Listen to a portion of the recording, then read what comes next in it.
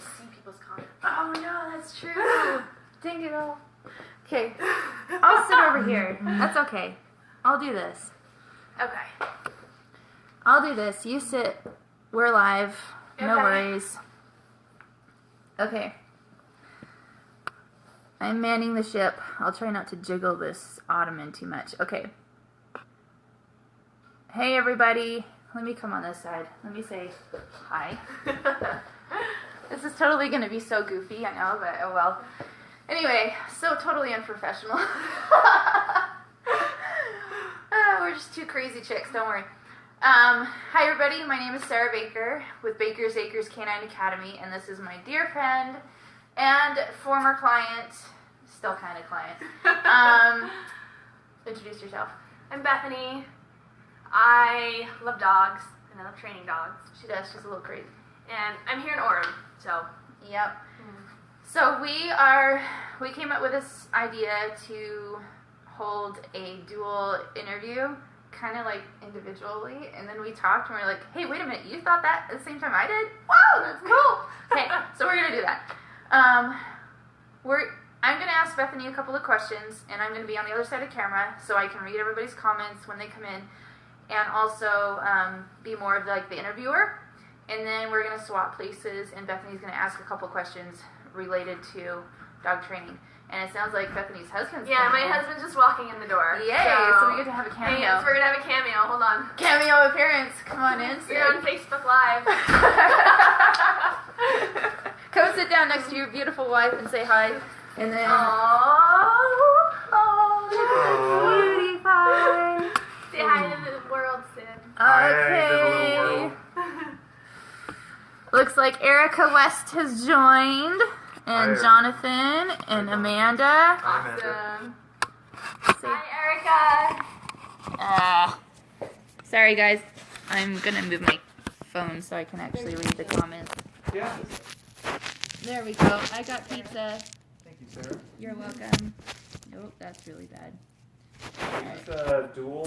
Yes, we are doing a dual Facebook What Live. happened to all those cool cases that we got? The tripod, I guess. I it's know. Well, because Facebook Live is portrait view, and not Can't do that. landscape view.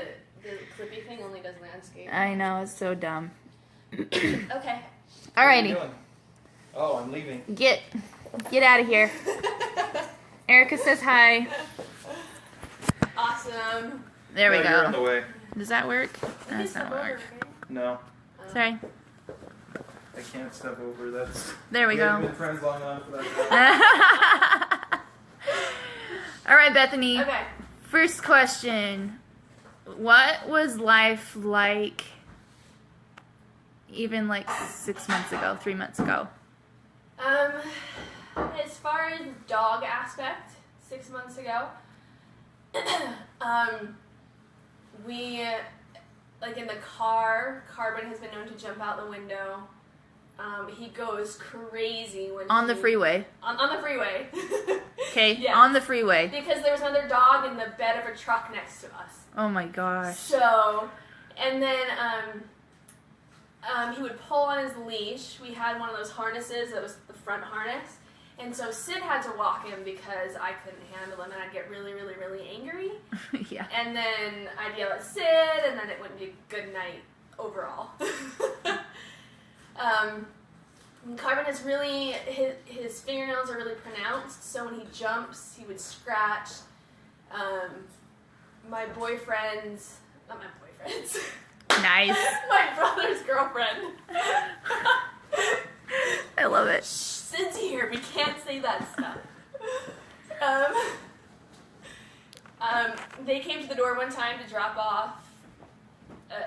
something off, and his girlfriend couldn't even get in the door because Carbon was jumping all over her.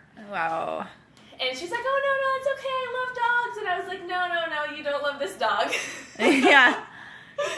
So that was Carbon, and... For those of you that don't know, Carbon is... How much is he? How much does he weigh? At the time, he was 80 pounds. An 80-pound boxer mix, okay? Boxer pointer mix. So he's a big guy. All right, tell us about Klar. And Klar is a 70-pound Shepherd Husky mix. And She's a gorgeous dog, by the way. yeah, she's my baby. And She has always she's always wanted to please. Like, she's always come when she was called, and she was always wanted to please us, but she was always nervous and whining, and the last 6 months she started attacking other dogs. We were at my parents' house. My parents have a lab who's very well-mannered, and they were not fighting over the same toy, but they both went to get the same toy, and she grabbed him by the scruff of the neck and tried to, like, throw him around. It was pretty intense, and fur went everywhere. And then we went to the little dog park here in our neighborhood, and she was in the dog park, and another German Shepherd tried to get in, and she bolted and went right into him and grabbed the scruff of the neck and threw the dog around. That's crazy. So not only is that dangerous, right, but the last year, 6 months we've had these dogs, I've been embarrassed to take them on walks because they would pull and tug, and my neighbors who would be like, "Oh, hi, Bethany," and want to talk to me couldn't because they couldn't get close to me because my dogs would be jumping all over them, and my klar would growl, and it would turn into me being like, "Oh, I'm so sorry," and apologizing and not even being able to talk to my neighbors. And so we didn't take them for walks because it was just so embarrassing to me. Not that I don't love my dogs, but I don't expect other people to love my dogs the way that I do. Right. So it was very chaotic. They're good dogs. We love them. We play with them, but it was just very chaotic. There's no structure. They kind of did their own thing. We didn't really have any rules for them. So. Well, you were the typical fur mama. We were the average Joe. Yep, exactly. You didn't know. Didn't know. So now you're equipped with the right tools and the training. So what was the catalyst that when you decided to start looking for a dog trainer? When klar attacked the other shepherd in our neighborhood area, just because it was so direct. The other time she'd attack dogs, we always blew it off. We're like, oh, they were fighting over a toy, or they weren't introduced correctly.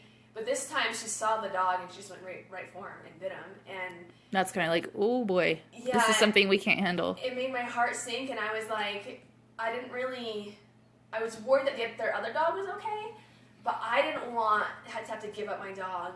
Like, what if he complained to the city? You know? Right. Like, I didn't want to have to give up my dog and to have her be put down or given to a shelter or whatever because I just stuck my head in the sand for so long. That's not fair. Right. So. Then, how did you find me? I went to bed and I had a dream. Oh my gosh. And in it said, Baker's Acres Canine Academy. And I woke up and I called Sarah and I was like, you won't believe this. I love you. No, I Googled. And I found a couple different places, and I called, I think I called 2 people before I called you, and nobody answered. Then when I called you, you answered, and you spent an hour on the phone with me. And I felt like you didn't make me feel like a bad person. Because I've had a few interactions with other dog owners or dog trainers who made me feel like a terrible person because my dog wasn't trained. And I was like, it just kind of fed into, it just made it worse, made me stick my head in the sand more because that's the wrong way to confront something. Right. So when you spent that hour on the phone with me, I was like, it was holistic. It was like dog and person. And it was awesome. So. Thank you. You're going to make me cry. Okay. What do you think was let's see. With the training, what was the best thing, or what part of training resonated with you the most, and actually when you actually started to see big changes? That part? Does that question make any sense? Yeah. Are you talking about like the emotional side of it, or like psychological side? Or you're Sure. about, like, Whatever aspect of what we've been doing as far as working together, what part of it helped you the most to train your dogs? So I think it was the second day into, if you guys don't know, Sara took Klar for a 2-week board and train. So Klar was gone for 2 weeks and Sara was trained her, and I was training Carbon here at home. So I think it was the second day, second full day of training Carbon, where number one, I had the right tools, because before I couldn't get him to pay attention to me, and everybody was really good intentioned, and they were like, well, feed him treats, and if he jumps on you, turn your back to him, and really good intention crap. That's a good way to put it. So I hope if nobody's watching that. For her particular dogs, For my yeah. those techniques wouldn't have worked. Yeah. They may have worked for other dogs, but not for Klar and Carbon. Yeah. They are much more stubborn and hard-headed. Yeah. Okay. Thanks for clarifying. Yeah. For my dogs. There you go. That's the professional way to say it.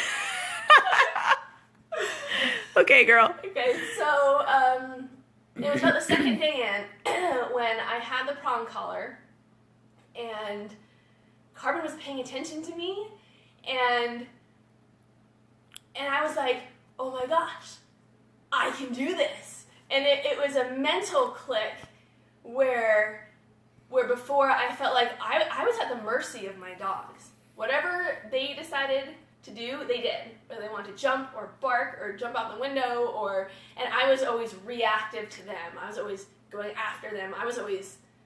They would act first, and then I would go out, and then I would act second. How often did you take them for walks? We never took them for walks. I'd take them to my mom's house, who has a big backyard, and I'd let them play maybe 2 to 3 times a week. And then the rest of the time, they had each other to wrestle with around the house, and we'd play with their toys and stuff. But And did you dread getting in the car every time? yeah, because we had to hook them up to separate sides of the car, and anytime they'd see a dog on the outside of the road, so it was so embarrassing. I was driving down State Street, and there was a dog walking on the side, and my car, I just have a Jetta, so my car is little, and my car would shake while Seriously, I was sitting at a her car would shake, rattle, and roll. Okay, And while I was sitting at a stoplight and I couldn't do anything because of her dogs. And I felt just so embarrassed, like I couldn't look at anybody around me. I was like, it was just so terrible. And it was just humiliating. And so I couldn't wait until the light turned green and I could drive and get away from that stimulus. Right. So, okay, sorry. I got you sidetracked. So, then you very rarely did you even take them on walks, if at all. And then when you did go for walks, you only took one. Yeah. Right? Yeah, I'd take one at a time. Now, what do those walks look like? Awesome. I did a Facebook Live with both dogs in one hand, and I was holding my phone, and I wasn't even afraid that they were going to pull. I was going to drop it. They were walking in a heel. They were walking in a heel, and they were paying attention to me. I think that's the big point, because even Klar would generally heel. Right. But she'd never look at me. She'd never, I was not even there. She's always distracted. She's always distracted with something. So now, when, every maybe 30 seconds to a minute, whenever I tell them to heel, they'll look up at me, and they're like, oh, hey, Mom. And Yeah. I'm like, hi. And I have, that split-second communication with them. There's somebody here. There's somebody here on the end of the leash, as you say. Right. So it's awesome that I talk to my dogs now. And not in the, oh, I love you so much, Mom, but we have an adult conversation. Yeah. Yeah, you have a real conversation where they're not they are their own individual. Yeah. Right? Yeah. So with Carbon, what was the biggest change that you saw after going through training with Carbon? The biggest change for him was it was almost like I felt he was grateful. Like the first few days, it was like he was living like this. Mm-hmm. And then when I took control, he was like, "Oh, thanks, Mom." Like that was like the initial reaction I felt from him. It was like, "Thank you for being in control because I'm so tired of having to proactively defend myself or go after things." Or it was just like a big thank you from him. That was the big thing. And then the second thing was our relationship has improved. Like the way we play, the way I feed him dinner, the way I talk or when we go to my parents' house. Just like our whole relationship has improved. Like he sees me now and I see him, and it's awesome. That's really cool. It's a good thing. That's really cool. Yeah. And what about Kaylar? What's the biggest change you've seen in her?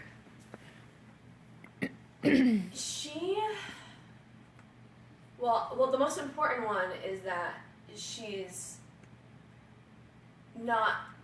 may still be dog aggressive, but there's no more opportunities for her to be dog aggressive now that I've learned. Right.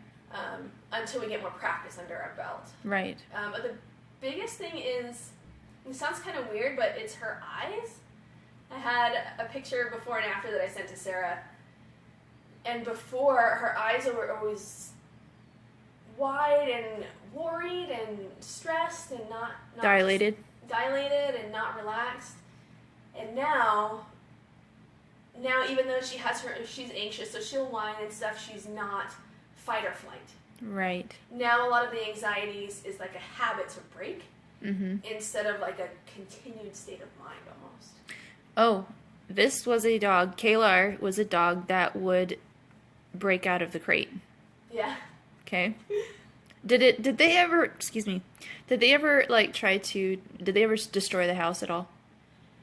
Kaylar would get into books. We have a bookshelf. That's right. And she'd take the books off and she'd tear them all up. She wouldn't eat anything, just tear it all up, and I'd come home from work and books would be everywhere. I remember that. And she tore up my Ender's Game, which is like one of my favorite books. No. Okay, I'm going to replace that for you, girl. I know, I'll do that. Yep, that'll be my Christmas present to you. But, don't tell anybody. Okay. It's a secret. The whole world's secret. I know, right? Here we are, Facebook Live. Public video, don't tell anybody. She needs a copy of Ender's Game. And so with Kaylar, I felt like Kaylar has always wanted to please. Carbon is always super independent. He didn't really care. Right. He was just like, you guys are here to feed me, and then I'll do whatever I want. He was more like a cat. Yeah. And Kaylar, she always wants to please. I think that's even part of her breed, right? Right. Shepherds, and so she always wanted to please, but since I had my issues and I was struggling and I was not what she needed, right. She felt like she had to protect herself, defend herself, take care of herself. Right. I wasn't there. Right. You know, so. If you don't mind, I'm not going to share any of your story, but I'm just going to put a plug in here. If any of you that are watching have your own issues, personal issues, and you're trying to take care of your dog, please take care of yourself first. Yeah. Because it's just like being on an airplane and fixing the oxygen mask. You have to put your own on first before you put on the mask of the person next to you. Regardless of how much you love them and care for them, you have to take care of yourself first. Otherwise, you do not have the ability to take care of them. Absolutely. Okay. And since my emotional state was all over everywhere, I couldn't even manage my own emotions to keep myself calm and steady.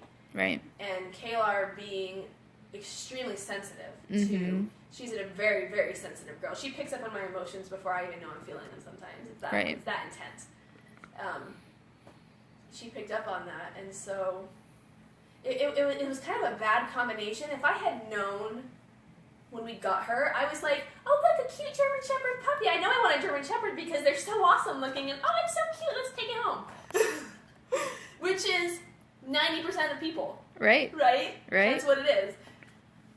But our relationship had become so and I like the word Sara uses, it becomes so toxic.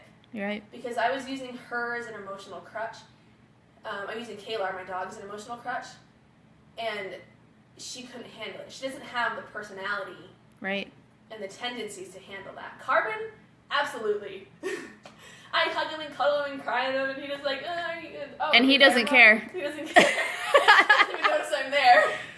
Where Klar took it very personal. She did, and it was her personal mission. When I would cry and stuff, she'd literally come over to the side of the bed and put her head on my head and snuggle under my arm, and she would feel it like she knew something was wrong, and it would like, that's not, and I'm like, oh, she loves me and she's trying to comfort me. No, she didn't know how to process all these emotions. And she was trying in her own way to help you, but she didn't know how to handle those emotions when they were put on her. And then she would channel it to those other dogs that she would try to attack. Because she felt like every other dog was out there to harm Mama. Yeah. Okay? All right, I think that's about all the questions I have. Do you have anything to add? Just, if you guys, if anybody who's watching has normal dog problems, you know, the average Joe who's raised an average dog has normal dog problems. This may sound kind of cheesy, but there's hope. There Amen. Really is. Amen. It's, your dog is not a bad dog. Yeah, and you're not a bad owner. You're not a bad owner, and you don't need to feel embarrassed or humiliated or any of those negative emotions. You just need to take the actions to help your dog. Yep. And helping Carbon and Klar has changed my life. Even if I discovered that this wasn't my passion and I didn't want to go into dog training, it has been really introspective. That my dogs are kind of the barometer, and I can see how they are acting, and it makes me take an introspective look, and it's helped change me, I think, more than the dogs. Right. So I'll just put a plug in here really quick. Bethany has just started her very own dog training business. Yes! Okay? I give her my full support. She's done an amazing job with Carbon and a fantastic job at maintaining Klar. Okay? These dogs are not easy. These dogs are not easy. And she did a fabulous job. I want everybody to know I did not touch Carbon for the first, I think I've handled him maybe 2 times, 3 times, as far as leash goes, as far as being around him like that. So all of that training was Bethany. Okay? So those of you that are watching on Bethany's end here, if you know Carbon and you know what he was like, that was all Bethany. Okay? That should be testament alone to her skills. Okay? You're welcome. Now, the fact that she's been able to ring in Klar and maintain her and not just maintain, but you've been able to carry on her training and get her in a better space. A dog like Klar, she's going to need a while. Yeah. Okay? She needs to take time. Yeah. So, but yes, if you have any dog issues or, you know, probably the best thing the best thing that Bethany can help you with is getting your dog to walk nicely on a leash. Yep. Okay? If you're tired of your arm coming out of its socket and getting rotator cuff surgery and back pain and all that stuff from your dog. Or you can't even walk your dog. Yeah. Your husband or spouse or whoever else has to walk your dog. If you have been neglecting taking your dog for a walk because it is such a hassle to do so, call Bethany. Okay? Contact Bethany, and then she will contact me if she has any questions, and we will work together to get your dog to be happy, healthy, and have you guys have a healthy relationship together with your dog. All right, let's switch it up. I don't know if Bethany has any questions for me, but I think I just have 1 or 2 questions. Okay. So we'll switch. All right, my hands are getting tired anyway. Girl, You like that? You're too much.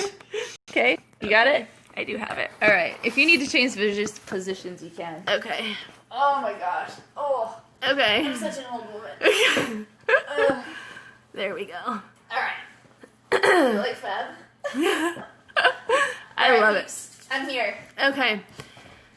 So, my question for you is, what is the most common advice you give to people who have dogs with problems? Ooh. Like something that these people who are watching today can maybe implement in their life or at least become more aware of so they can start working on it. Don't be afraid to say no. Serious. Okay? There is this whole big, like,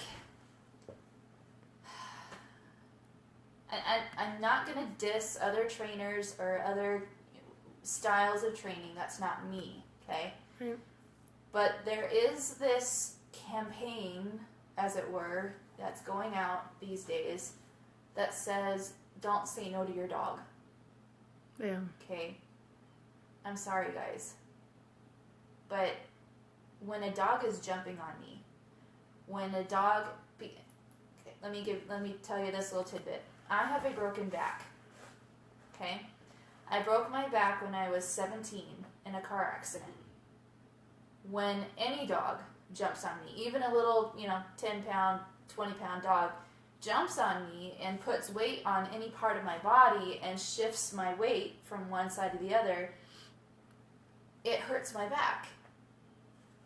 Now, if the dog is physically hurting me, you better believe it, I'm going to turn around and physically tell him to knock it off.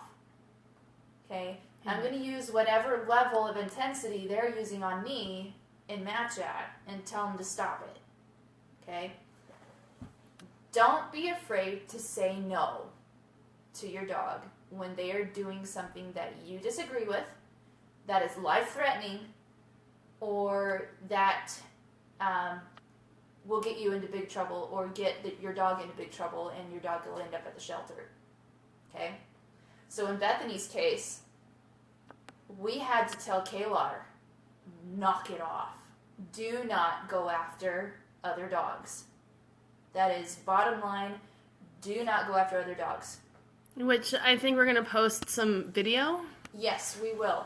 We actually have some video of Klar's issues. I'm not quite done with the video yet. Okay. I'm going to add some after. I got all the before stuff. Yeah. And we've got it all ready to go. But I'm adding more after video showing Klar out with other dogs and perfectly well behaved and learning how to be social with other dogs without attacking them.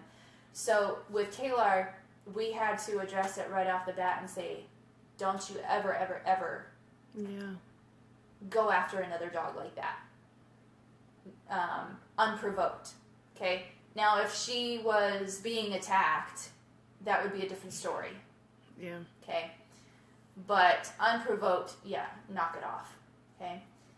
Same thing with Carbon. Don't jump out of cars. Knock it off. Okay? It's life-threatening. Yeah. Don't do that, especially on the freeway. Yeah. Okay? Klar, don't tear up books. Like, books are my favorite. Which you wouldn't think, but can be life-threatening. Carbon had a $1,100 surgery because we fed him soft toys unsupervised. Yeah. And so, it ended up in his tummy, and they had to cut it open and take it out. There was a post I posted a few days ago, maybe earlier this week or last week. A 7-month-old Labrador female had ingested 9 socks. Oh, I saw that. Did you see that? Yeah. 9 socks, like a terry cloth or, a little hand towel or something like that. Yeah. And a pair of underwear and a bunch of little other inedible objects that she just found around the house, and she ate them. And she, over the last, a couple of days or something like that, her owners noticed she wouldn't drink. Yeah. She wouldn't eat. She was acting lethargic and just not her normal 7-month-old puppy self. Yeah. They took her in, they got some x-rays done. The vet said, we got to cut this girl open. They cut her open. They pulled out all of this stuff, and it was not into little bits and shreds. It was a full sock. Yeah. A full pair of underwear. A full towel. Okay? Those type of behaviors, that behavior is actually called pica. Eating stuff that is not edible is called pica. Getting into the garbage. Jumping on the counter to get at food. What are some other behaviors? Electrical cords. Yeah. Okay? Chewing on electrical cords. Right now, Christmas time, everybody's got Christmas trees. Everybody's got their Christmas lights. Household plants. Some plants are poisonous to your dog and cat. If your dogs are doing these type of things, getting into this stuff like that, sure, fun, it's cute. Oh, look, he did this. No. Okay? Life-threatening. Anything like that, you need to tell your dog no. Okay? And if you need help with that, telling your dog no, contact me or contact Bethany. Okay? Okay, next question. For the people who are watching this, what is one thing they could start on tonight?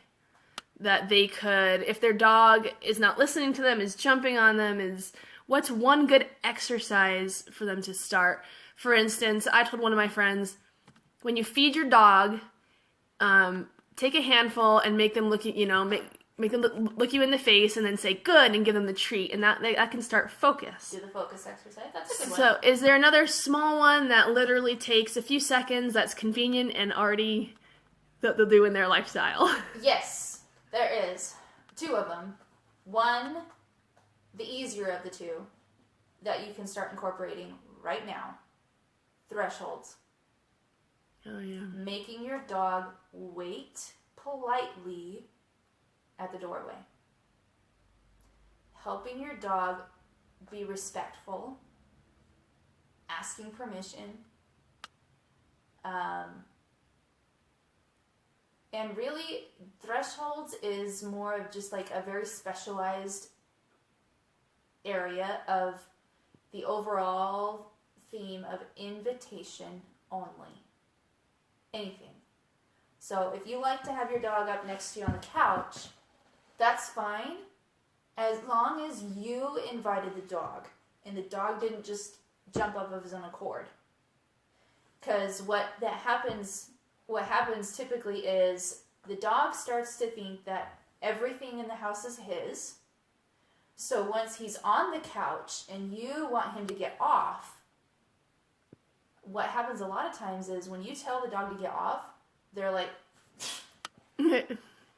it's my house, my couch, you're not going to tell me to get off.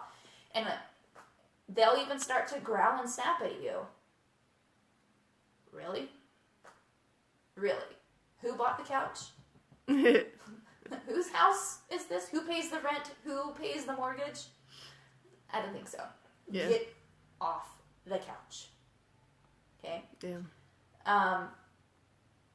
Couches, sleeping in bed, all of those things are privileges.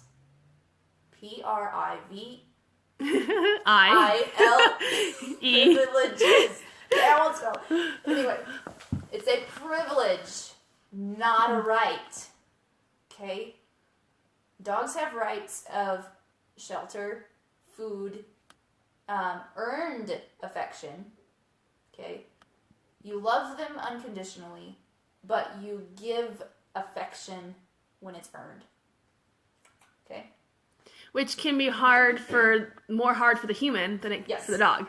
Because Yes. I struggle with that. Because that's a personal fulfillment. That's a human fulfillment, not a dog fulfillment. Yeah. Okay? So, number 1, thresholds, do that ASAP. And thresholds is any doorway or archway if you have bedrooms, or separate areas like that. You can teach your dog to stay out of the kitchen. You can teach your dog to stay out of any particular bedroom. You can teach your dog to stay in one room. You can teach your dog to not bolt out the front door. Okay? Second one is a little bit tougher. Crate. Serious. Crating your dog, teaching your dog to be crate trained, be okay with being in a crate for a while, is going to save your dog's life. Seriously. Because, number one, it keeps your dog confined. It teaches your dog, or it keeps your dog, when it can't be supervised, that's the safest place for your dog is in the crate. Okay? It prevents book eating or destroying. Book destroying. It prevents cord eating, laundry eating. She was eating the books because we left her out while we were at work for 8 to 9 hours. She wouldn't do that when you were... When we were home. At home. No, right. She wouldn't. Right. So, yes, teaching your dog to be calm and quiet in the crate for any number of hours. Okay, the longest I would go would be your standard 8 to 9 hours. Okay, it's pushing it. That's pushing it. If you can get somebody, or if you can, come home during your lunch break. Yeah. And let your dog out. If you can't, then hire a sitter to come in a couple of days a week. Or find a doggy daycare. Yeah. Which there are apps on your phone, guys, if you're watching this on a smartphone. There's Rover and there's Dog Vacay. There's a lot of apps out there. Right. Or you can always reach out to Sarah or myself as well. We can give you some good references. We've got some references for you. Yeah, absolutely. So thresholds and crate are probably going to be the most helpful right off the bat. Okay, well, what would you say to people who say, well, that's inhumane to put my dog in a crate? Because I've run across lots of people who are having, number one, they're having trouble boarding their dog because no dog trainers or kennel places. Kennel places will take a dog unless it's crate trained. Right. So what do you tell these people who... It sounds like it's coming from an emotional place when they say, I would never put my dog in a crate. You know what's cruel?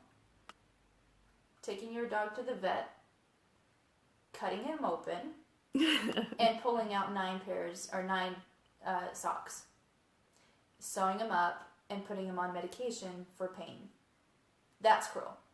Because of your idiocy. That's the blunt version, guys. You know what else is cruel is not crating your dog and your dog gets out of your house or jumps your fence or bolts out the front door and gets hit by a car. Yeah. That's cruel. Not crating your dog when your guests are over or when grandma's visiting. And your dog jumps on grandma, and grandma falls and has to get her hip replaced because she broke her hip. That's cruel. Crate your dog. Yeah. Teach your dog to be okay in the crate. Teach your dog that the crate is not a bad thing. Teach yourself, okay? The crate is not a bad thing. The crate is where my dogs eat their food, where they take naps, and where they sleep at night.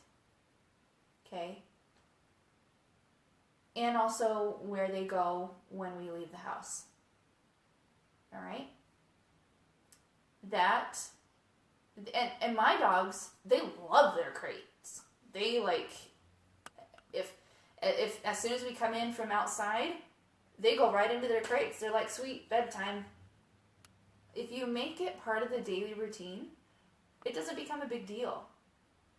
Do it while you're at home as well. So during dinner time, your dog shouldn't be under your feet waiting for food to fall off the table anyway. Or they shouldn't be up on the table begging for food. Okay? They shouldn't be in the kitchen while you're preparing dinner because you've got a a boiling pot of water. Okay, that's dangerous. If the dog is right there and under your feet as you're moving this, pasta to the sink to drain it. No, that's a bad idea. Okay, dogs out of the kitchen. What better place for them than in the crate? Okay, yeah, that's how I would be wise, people. Don't be emotional. It's not an emotional thing. Be wise and take care of your dogs. Teach them what is acceptable and what isn't. Okay? Any last questions? Nope, lots of good stuff here. Okay. I don't have any more questions, though. All right, everybody. Thanks for joining. We can swap cameras now. We can say hi and I was just gonna do a... goodbye to our tribes. Yes. Hold on, let me be smart like Sarah and turn it around. All right, sit down. We'll give a last hurrah. Okay. You Okay. get a funny face this time? Yep. Hey, screenshot, everybody. Screenshot. Yeah. Awesome. Thanks for Okay. watching, everybody. And those that are going to be watching the replay, thank you. Very much. Share, like, if you love this, send it out. Share this information with your folks, with your peeps. This information needs to get out there. Okay? Absolutely. Thanks for watching. Thanks, guys. Bye-bye. Okay, bye.